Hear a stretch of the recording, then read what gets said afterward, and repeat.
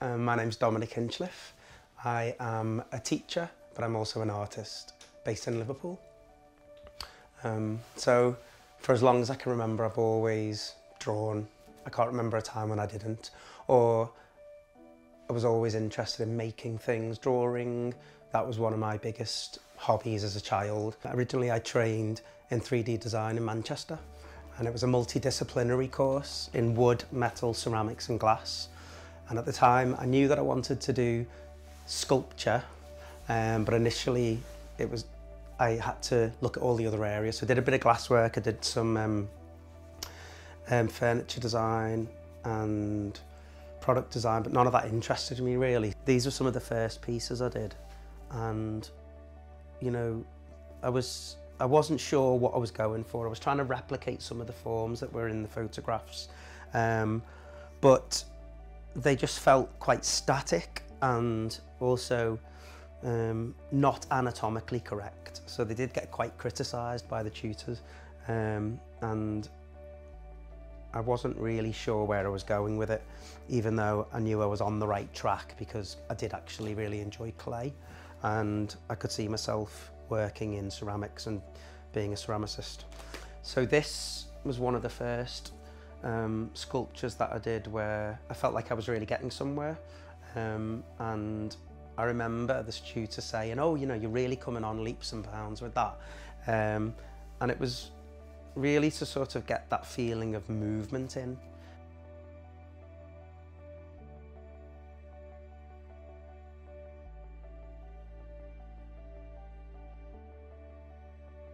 I was more interested in the poses, I was more interested in the movement.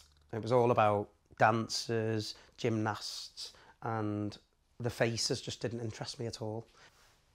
I knew that after my degree I just didn't want to set myself up as an artist. I just wasn't ready. I still wanted to have fun. My other big passion all my life was performing arts. So when I was a kid I was always acting, I was always in different productions and stuff, and I also enjoyed dance. I was really interested in street dance, and yeah, I did quite a bit of that. I feel like my drawings, you know, I've really sort of grown in confidence with my drawing and my painting, and I really enjoy drawing a lot more, and I've really branched out with my drawings. I mean, I'm even now doing, you know, drawings of animals, and I've been doing children's books and things like that. So, you know, that's been a really nice development of my work, and it's opened up, you know, lots of things.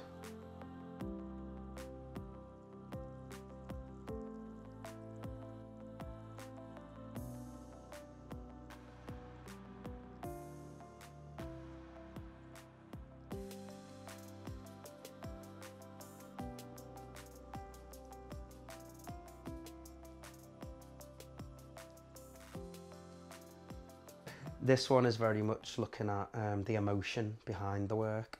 And when you're doing a painting, you often don't really know what the finished piece is going to be. You just have an idea. Whereas being an artist is all about experimenting, and you know, it's probably like a musician. If you're writing a piece of music, you don't know how it's going to turn out. You're just experimenting with different riffs and different melodies, and it's got to be the same with art. But this is, to me, it's very much about anger, and yeah, mental health, I think, which is obviously a very big topic these days, isn't it?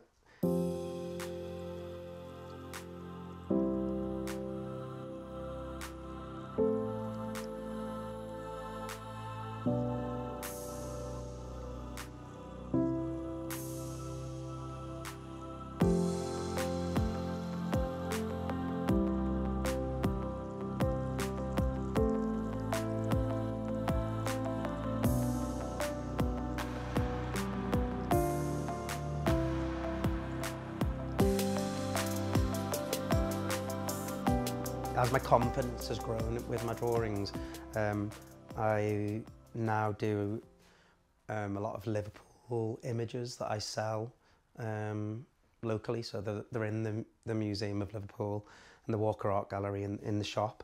So yeah, I've got that one, West Africa House or Goodison Park, the three graces. So even though they're not anything to do with movement, it's still the same sort of concept of line work and detail and colour and form. Emma Rogers, who's a sort of local artist, but she's exhibited all around the world. She explores movement as well, and hairs and things like that.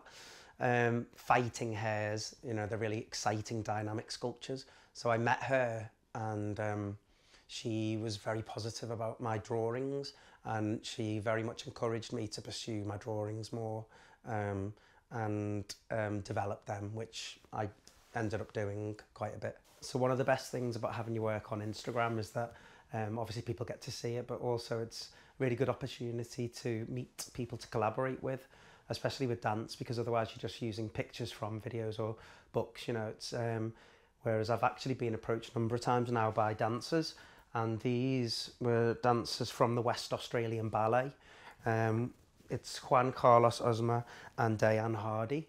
So this was a picture that they sent me of them dancing together, and then this is a solo shot of her. So I used that as the basis for the art, and then build up over the top all the textures and the colours to get that feeling of movement. Another guy I collaborated with who approached me on Instagram was Mariusz Nguyen, who got down to 3rd place out of 13 on Poland's Got Talent, and he's a gymnast or a hand balancer, and he does these incredible poses, which I just thought were brilliant, and you know, I really wanted to work with.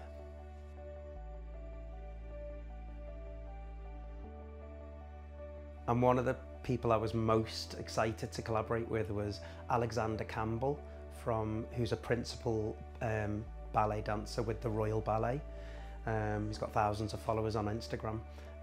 So I was very excited to collaborate with him. In fact, he approached me, said he'd seen my work in one of the galleries in Chester, and you know, I said, oh, you know, could I use one of your pictures, which he was completely up for. So I settled on this image of him jumping, and that was also on canvas, and I was really proud of this piece, and I think it's a very successful, very strong image, and you've got all the colour and the texture and the energy, and he was very pleased with it as well. I eventually went into teaching, so that's what I am now. I'm a teacher, I'm a primary school teacher, but I feel like all the skills that I've got in art and dance, drama, you know, I can use all of that in my job. And obviously my central theme for art, which is really dance and movement, having that sort of background really helps me. It really informs my work and underpins my passion for art.